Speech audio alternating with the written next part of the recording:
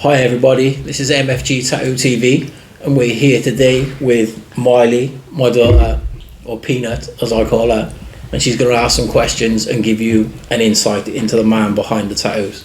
Right, let's dive straight into it and ask some questions. What got you into tattooing? I lived by a tattoo shop when I was a kid, and my grandpa had tattoos and my uncles had tattoos. I was fascinated with them, and when I was a kid, like, I'd run past the tattoo shop and you'd hear the noise and it'd grab your attention straight away, and I'd try and sneak in and look, and obviously, like, back then tattoos were quite scary, and I'd run away, and I got to a point where obviously I was old enough to get my own, and I saw how they were being done, and I really, like, was fascinated, but I thought you had to go to, like, university and, like, a lot of studying, so that wasn't for me. And then when I found out you could do it through an apprenticeship and, you know, you could teach yourself, I ended up teaching myself, and the rest is history. Right, next question. What's your favourite type of tattoos? That I have or to do? Both. To do, it's anything black and grey, really. I think black and grey is my favourite style because it's timeless, and even when it ages and it lightens, it just looks like pencil sketches.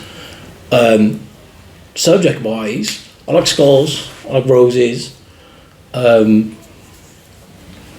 it's quite strange because I love, you know, the whole comic book thing, but I like dark imagery as well, like kind of like demons and monsters and things like that. Interesting. Favourite tattoos I have would be anything for you and your brother, and obviously Eva. They're my favourite ones. Obviously one of them's my most painful tattoo, which is my ribs, and you was there when I got that done. That was not fun. But yeah, that would be favourite ones to do and the favourite ones to have. Interesting. Right, what is your least favourite thing about your job? Be careful when you word it now. Public ignorance is probably the politest way to word it. You get a lot of people, and you've been here. Yeah. When they do it, they come in and I'll be tattooing away and they'll want a tattoo, and you'll explain to them, look, I haven't got the time right now. Or they'll be like, oh, can you do, like, stop now, stop everything you're doing and tattoo me. Yeah. Where, you know, you've got someone sat in a chair who's probably been waiting weeks and sometimes even months, depending on the schedule. So yeah, that's definitely the biggest thing for me, and I think there's a rise in it now with like TikTok and Reels and things like that, where people are seeing tattoos being done really quickly and not understanding what goes into tattoos being done, you know, the prep work, the setup, and, you know, the clean down and everything like that. Right, something more positive. What's your favourite part about your job? My favourite part about the job is the flexibility it gives me, and it allows me to be a better dad.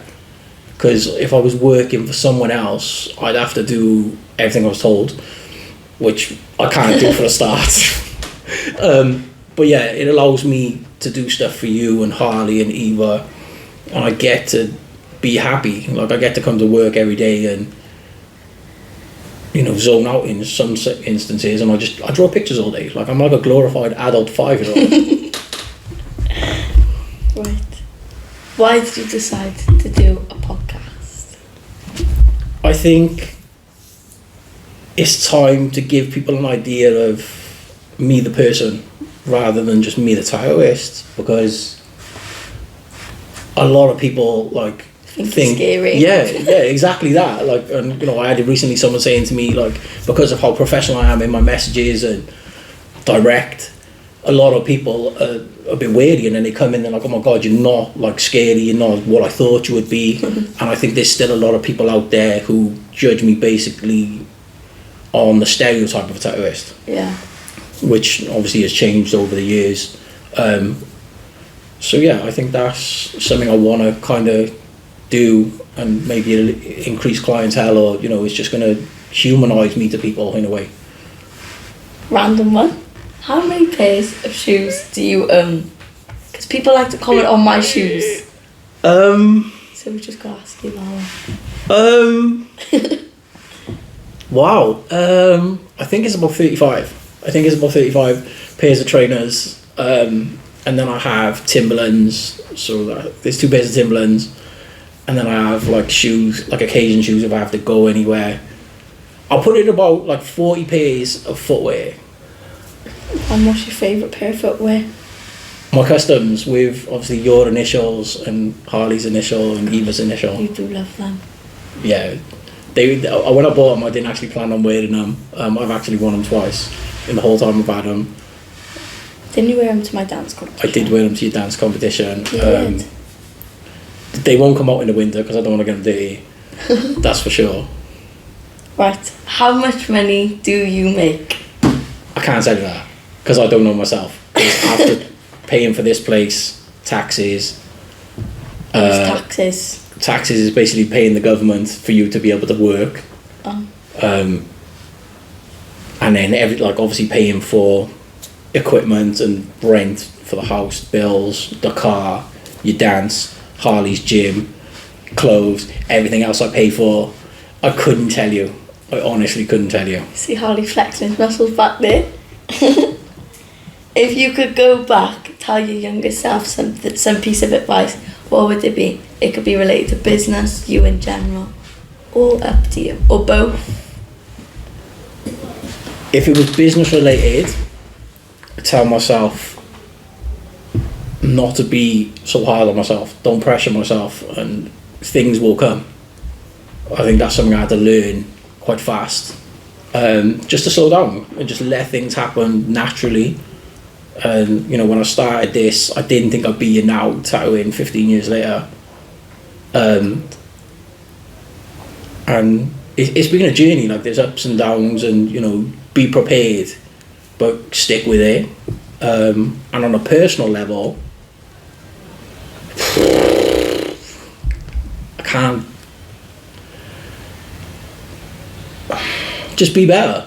Yeah. If there's anything, it's just tell myself when I'm younger, be better. Like do it early. Like don't wait. Like because it was like certain stage in my life where I realised I had to turn a lot of things around. Good one. Right. Do you remember your first tattoo experience? Getting one, yeah. I had a dragon on my arm. It's covered up now with a bigger dragon. I went to a shop that was close to where my mum lives now, and I drew the dragon myself. I used to draw it when I was in school, and I used to get in trouble because I drew it on the tables. So yeah, I was like, I was drawing it that much. It was like, yeah, that's going to be my first tattoo. And when I did it healed terribly. It was scarred and everything, and then I had it covered up with a bigger Japanese dragon, and then eventually moved into like a Japanese sleeve. So yeah, I definitely remember that. What about your first client experience? I actually don't remember that. Or the tattoo, like one of your first tattoo experience, like client experiences, or the tattoo you did. When I first started tattooing, I tattooed a couple of my sisters. Obviously, when you start out, they were horrendous. Like nothing like the stuff that I do now. But I can't remember. I couldn't tell you what the tattoos were. Like I remember they were the first couple of people I tattooed. What's the weirdest conspiracy theory you've ever believed?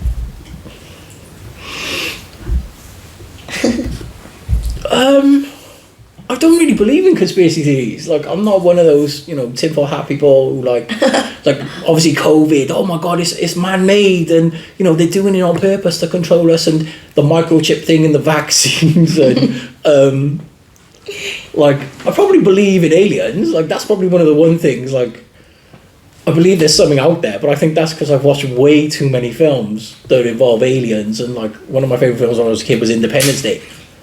With Will Smith. Yeah, you're too young. You wouldn't even know. But a lot of people like watching this would know.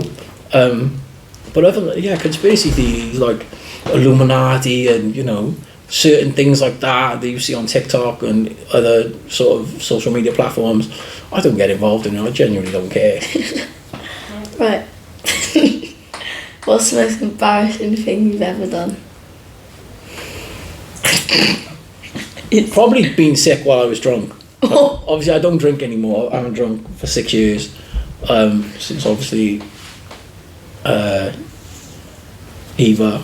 But Yeah, that's probably the worst thing, like throwing up in front of people. Like, I tell a lie. The worst, most embarrassing thing I ever did, I fell asleep on my 18th birthday in a nightclub in the toilet. Like, I went in just as like I was steaming, and I sat down, and they like were obviously going around checking, and I was one of the last people in the club, and it was like everyone's waiting outside for me, and like they were like cheering. It was like, hey! And I was like, oh fuck's sake. So yeah, definitely that one. I think that's more embarrassing than throwing up. What made you start your own business? I've had loads of like crazy jobs. I worked in a factory because all my friends worked there. You lied about your age. I did lie about my age. Yeah, I've told you that story. And yeah, we just used to go out a lot. And like obviously, like when you're younger, you spend a lot of time with your friends. I worked in retail. I had a really amazing job with a really good group of people. It's probably the only good bosses I've ever had, and I still speak to him now. But then after that, you work so many different jobs and you just don't enjoy it. Whereas now, like I said, I have the flexibility and I'm in control of my life. I'm not working to anyone else's schedule. I work to your schedule, Harley's schedule, Eva's schedule. And you don't like being told? I don't like being told what to do, no. And I think it's the freedom and the job satisfaction from doing what I do, and it makes me work harder because I know I'm the one who has to maintain it. I'm the one who has to put the work in for it to be here, and obviously I've done that for 15 years and I'm still doing it now. Now you're old. I'm not old. If you could be Batman or Robin, which one would you be and why? If we agree with that, yeah, I think it's a bit obvious. Obviously, I'll always be Batman. You know, Batman's the coolest superhero, regardless of what other people say. Right, this is going to cause some confrontation. Is that the right word?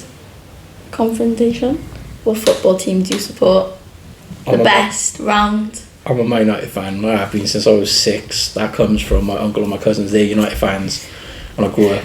Obviously spent a lot of time with them, and my uncle comes in now and we talk about everything United, and we have little rants about the state of the club and the performances and everything. It's cool, like it is enjoyable. Like being a football fan is difficult, but you know, being a United fan can be treacherous. As long as you don't support Liverpool, you're alright. Liverpool are just not good.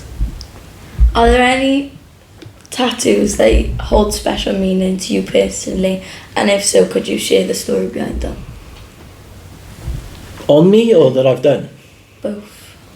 I think there's one on you. No, there's 1, 2. Yeah, but there's one that I like personally. Which one do you like? The rose on your. Is it on the back of your? There's a rose. Your colour, yeah. Eva's rose. Yeah, obviously that's done in the autism spectral colours because she was diagnosed with autism when she was 3. Yeah, that's very special to me because obviously I did that myself. I did the whole name. I did some of that. I'm not going to get it out. So it's there. I did all that and the colour in the rose there. I did the red. Myself. But yeah, anything on me that's for you and Eva and your brother, they're the most important to me. Like I had my fingers done recently. By obviously, American tattoo artist. Yeah, that was amazing. Obviously a Bristol Tattoo Convention, and obviously it's your initials and Eva's and Harley's, and then obviously the numbers there represent your birthdays. They hold extra meaning now. Yeah, because Eva's birthday makes all your birthdays. So it's even more special. Yeah, she did colour them in. If you want to see the videos, go to TikTok and you will see them on TikTok. What's your TikTok actually? mfg tattoos Cardiff. No, it's mfg_tattoos Cardiff. There you go. To be specific, you can definitely find me on TikTok, Instagram and Facebook. I run that. She does run my TikTok, but the most meaningful tattoo that I've done is probably one I put on Eva's mum, which was for Eva, and it's Eva's name inside like a mirror, like a hand mirror, which is similar to the ones that you see in the Beauty and the Beast Disney films. Because obviously it was like extra special, you know, that's our daughter's name. So yeah, it's probably the most important one that I've done. How do you balance your work as a tattoo artist and your responsibilities as a parent? That's a really good question because sometimes I think I'm really struggling, and other times, you know, people are telling me I'm smashing it, and I think it's prioritising certain things in certain ways. Like, obviously, before COVID, I was a workaholic, and I felt like I had to be here, and I had to be the face, I had to do the work, and I had to make sure everything was, you know, running how it should be. And then, obviously, Casey was here, and things were just smashing it. And then I was miserable. Like, I was probably so unhappy before COVID because I was tired, and obviously I was overweight, and I just felt like I didn't have time for anything. And then my days off, I wasn't like fully focused on them because my phone was going all the time. And then COVID hit, and then it kind of gave me like, it was like a factory reset, you know, when you kind of reset your phone and it goes back to blank. And then obviously, you know, it was me, you, and, you know, we were all at home, like it was just us. And then when I came back, because I had the backlog, I had to clear that out. But in my mind, it was like, I'm never going to go back to the person who prioritised work over my family. And then from there on, that's why now we have more time than I spend in here. And, you know, if I got to leave early, or I got to close the shop, or, you know, like, you know, you need me, I'm there. Like, you know, and I say to people all the time, the only time I'll ever cancel on you is if my kids need me. Like, there's not a lot of times I'll move things around, or I'll cancel on people and things like that. So it does come at a price, because obviously, like, there's less money, but that's where it comes to being smart with your money. Like, there's a lot of people out there who they get their money in the same one hand out the other because they want to be wearing certain brands and they want to spend their money on things they can't afford. Half of them attack, you know. And then, whereas, like, I know what I can and can't afford, I know what I can do for you, and if I'm sensible, then everything works how it should be, and, you know, everything will be able to be maintained, which is like now, obviously, with Casey gone, I've been on my own for a couple of weeks and there's no issues. So yeah, I think definitely giving myself more credit for things than I would previously has helped, and obviously looking at situations where I know I can do better. So that's what I've done. And, you know, I know if I want to go to the gym, I have to get up at like 20 to 6 in the morning, and I still have to come here. I take you to dance, I take you to school, I pick you up. And, you know, it's more presence than presence. Like, I can buy you anything from the money that I make, but then if I'm not in your life, what good is it you having the nicer shoes or nicer clothes or this label or that label when I'm not there, and I'm not watching you grow up, and I'm not influencing your life positively? Because then all you're going to do is grow to resent me for not being there. And then when I'm trying to, like, guide you, you're going to say, well, why should I listen to you? Yeah. So the balance is just a case of looking at what's most important, and the most important thing to me is you and your brother and Eva, and that's all it's ever going to be about. Like, I would give all this up tomorrow for you free. Like, it is that simple. But I know you've grown up in here, Harley's grown up in here, so I can keep it, you know. And, you know, it's a big thing for you, and it's part of who you are, and it's part of who I am, and it's obviously shaped me. And I've made mistakes, but I'm doing better now to, you know, atone for those mistakes and be a better person. Do you have any advice for aspiring tattoo artists, especially those who are parents?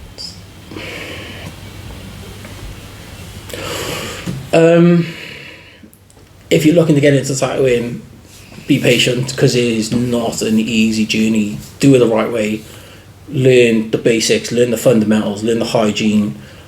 Hygiene's not that hard either. No, it's not. It is quite simple. I learned it. And prioritise your work over cash flow, because one thing I learned is you can do 20 tattoos in a day and you're still making the same amount of money as if you do a day session. Yeah. But the quality is compromised if you're doing those smaller tattoos, because you're rushing, you're trying to think, well, how many more, whereas I'd rather do one tattoo a day and put everything into that one person and spend time with them, getting to know them and their story and things like that, and it's more rewarding. But if you're a parent as well and you want to do it, make sure that it's right for you, because if you have a home life and you need XYZ to, you know, to function, to pay for, and you get into tattooing and you're starting out and you haven't got a clientele, so you're not guaranteed what money you need, and then you have a harsh winter because nobody knows your name, nobody knows your work, and things like that, and then you're really gonna sort of doubt yourself. So it's be prepared for ups and downs, and there's a lot of downs in tattooing, and the way the industry is oversaturated. There's so many people, they're gonna undercut you, they're gonna try and do things cheaper, and it's gonna be hard. So it's make sure you're mentally ready. Definitely. Yeah, to your face, that's some good advice. What was your worst client experience? There's about 50. There is about 50. They're not allowed in here anymore. The worst one was someone who wanted their face tattooed. And I made them wait about 6 weeks. And they were adamant they wanted it done. So yeah, you do know. So obviously I can't name names because we don't have permission for names. And they was like, yeah, buzzing. And obviously we stuck the stencils on. I did the first session. And she went away in between the time getting the first part and she was supposed to come back for the second part. Her family kicked off. This woman was in her 30s. She just obviously decided that's what she wanted for herself. I tattooed her previously anyway, so as long as she's happy, I was happy. And yeah, there was a whole palaver. It turned out I couldn't finish, couldn't finish the tattoo, so I was being threatened with legal action if I tattooed it again. And I was like, I haven't done anything wrong, I'm just doing my job. She signed a consent form, she was able to read the forms and things like that. And yeah, that was probably the worst thing in the world. And it's so now face tattoos, you really have to have massive coverage before I even do them. This girl was pretty covered, but now I'm talking even worse. Just don't get a face tattoo. Yeah, I think they're bad ideas anyway. But again, it's a trend thing. As someone recently asked me to put Arabic writing down the side of their face, and foreign languages anyway in tattoos are questionable because they're how do you know it says what it says? And when someone says to you, my friend wrote it, and they show you a Google screenshot and you call them up and they're yeah, do your research, make sure it's right, and don't put it on your face. Just don't get a face tattoo, it looks stupid. Right. How do you stay up to date with the latest tattoo trends, techniques? Techniques, you always catch little videos and reels on social media, whether it's Instagram or TikTok. Tattoo news, I watch a YouTube show called That Tattoo Show. Great guys, very informative, very real, very honest. They'll bring you news, they will bring you reviews of equipment and general information. And yeah, that's probably my go-to for tattoo information. The rules and stuff like that, yeah. I'll get emails and letters. I can get that off YouTube as well. There's a pretty cool podcast I watch, the John Nelson podcast. That's informative. If you want to hear from different, a stateside perspective, because that's American. But other than that, I don't really care about what other people are doing, and as long as I'm doing what's right by this place and by the rules and by the industry, then I'm fine. How do you approach creating custom ideas for your clients / designs? Could you take your own take on a lot of them? A good brief from a client can be helpful. Yeah. It's the ones that'll come in and you ask them what I don't know. They'll say, what do you want? I don't know. And you kind of have to take a really deep breath before you go full Hulk. But yeah, if people give me an idea and they're put your spin on it or do what you want, but I want this, that's probably my favourite thing in the world, because then it means I can just go do my research, find references that I need, or I can draw something that my crazy brain creates, and they'll come in, and it's not very often people will be disappointed with what I put on, hence why they keep coming back. I do get a comment, it's better than I expected, which I always see as offensive. because it sounds like they're expecting crap, and obviously it turns out really well. But even like when I use animal references, I never use the same photo twice. Yeah. And things like that. Because you want everyone to have their own interesting. Yeah, I'm not a fan of the TikTok generation where it's like 50 tiny tattoos to make a sleeve, and they call it patchwork, and in years to come they're all going to want to cover that because the trend's going to change. Yeah. Or, you know, they're getting matching tattoos, or they're getting, you know, something that someone else got and they're done poorly because people are rushing them through and stuff like that. That's not my thing. Like, I always wanted to do big tattoos, and that's what I do. Right, bit of a random question. If you had 3 wishes, what would they be? Oh, 3 wishes. I'm now a genie. I wish you were. If I had 3 wishes, the first one would be for you, Harley and Eva, to grow up and be happy and never experience any of the struggles I did. That would be the first one. Second,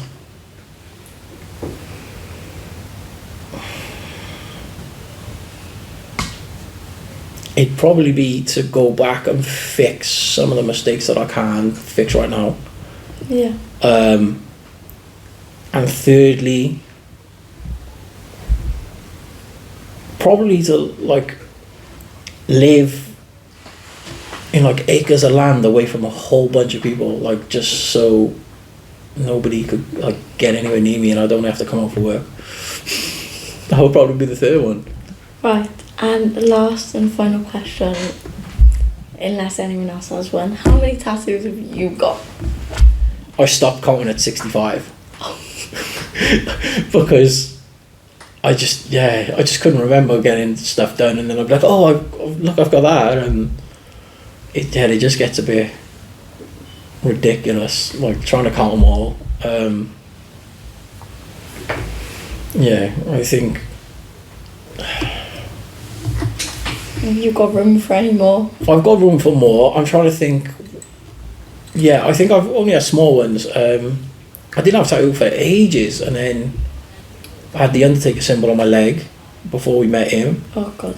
Then Casey did the anniversary one, the 13th anniversary skull. Yeah. And I've had just smaller ones because I don't like getting tattooed anymore. The shit hurts. Like dead ass. Any questions? As an entrepreneur, especially a young one, so what's been the hardest struggle you've had coming up with the business? Building it up, getting your name out there, and obviously it's an industry where you need people to trust you, and when nobody knows you, and when I first started this was a newsagent, so I was upstairs and people couldn't see in. I remember. So people would have been, oh, do I really want to go up there? And it was scary. Yeah, there was like a lack of trust and a lack of belief. And then when I came down here, and I think obviously you come in and it's more inviting and it's bright, and obviously there's a lot of stuff on the wall and things like that. That puts people at ease. Like I said earlier, people, when they speak to me in messages, they think I'm really stern and obviously scary apparently. And then they meet me and they're like, oh, okay, this guy is like everybody else. I'm very sort of goofy at times, and I like to laugh, and I like people to have a good time, and it's not just about me giving you a good time. I want you to have an experience. I want you to go away and think, do you know what, I've had a good fucking day in there. I don't get days off, and I've spent in a tattoo shop and it was a good day. It was worth going in there. So yeah, definitely kind of building yourself up. And there was a time where I felt like I had to have a different persona. It was almost like I was 3 different people. I was Anthony the tattooist, I was Anthony the dad, and then I was Anthony the partner, because obviously at one point I was in a relationship, and that was when I was probably the unhappiest I've ever been. As much as I was with the person I wanted to be with at the time, and I love my kids, I was coming in here and I was burnt. And it felt like I was just coming in, I was doing my job and I wanted to go home, and I didn't have much left emotionally. Whereas now, I'm one person, and that one person is what you get. Like, I'm not going to put on no front, I'm not going to put on an act, I'm not going to play up to you. You know, it's a difficult generation now because there's so much going on, and people are so easily offended. Oh, true. So you have to be careful. Like, I do tailor everything I do. Like, when I'm speaking to people, you kind of have to really instantly sort of gauge the type of person you're talking to. Them, my voice will change, or just the words I use and things like that. And it is about obviously giving a positive image to every person. And, you know, this is why I try to show people who I am through, obviously, you know, I'm a dad before I'm anything else. And now this is why we're doing this, because I think a lot of people would like to see who the person is, you know, who's this guy. And, you know, that's probably something I never really thought about until now. But yeah, that's a good question. Yeah. I think in closing, we should give them something funny. Oh God. So why don't you tell them why I don't need a girlfriend? Right, listen to this one.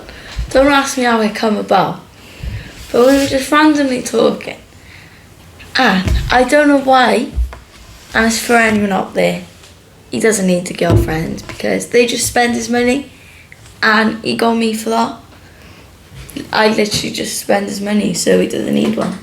So if you're looking to get with him, you can go right away, because no. Okay? You heard it there first. Don't even Straight try from the peanut's mouth. But yeah, if there's anything you want to, you know, me to speak on, if there's any questions you want to ask, you know, drop a comment. Topics, just anything. Any conversation topics, let us know. We'll try and cover as many as possible in a future episode. Right, we have a big announcement. Take it. Right, so for the past few months I've been working on a new project that isn't tattooing. It is a clothing brand designed to raise money and awareness of autism, inspired and in honour of my daughter Eva Rose. We have Eva Equal Visions Apparel. That's the front. And if Miley shows you what I've put on the back, this is one of my designs. I call it the lettering tile design. As you can see, you know, it's very meaningful. I have this one, which is the Evasaurus. My little girl loves dinosaurs and she likes to spin wheels on cars. So I couldn't put him in a car, I apologise. So I put her on a skateboard. This is going to be the mascot for the brand. We also have this as one of the designs. As you can see, it's an eye with the equals and obviously the heart in the hands. And there are many other designs that are going to be available. If you go to TikTok, Instagram and Facebook, you can then click the Shopify link. We're also going to post it in the description so you can go and check out the products. Hopefully you'll order, and then percentages of every sale will go to autism charities and help children like Eva Rose and their families have better experiences and just genuinely be happy. So take us out. Right. Thank you for watching. Hope to see you soon, and all social media and the Shopify will be in the description. Like, subscribe, and we'll see you soon.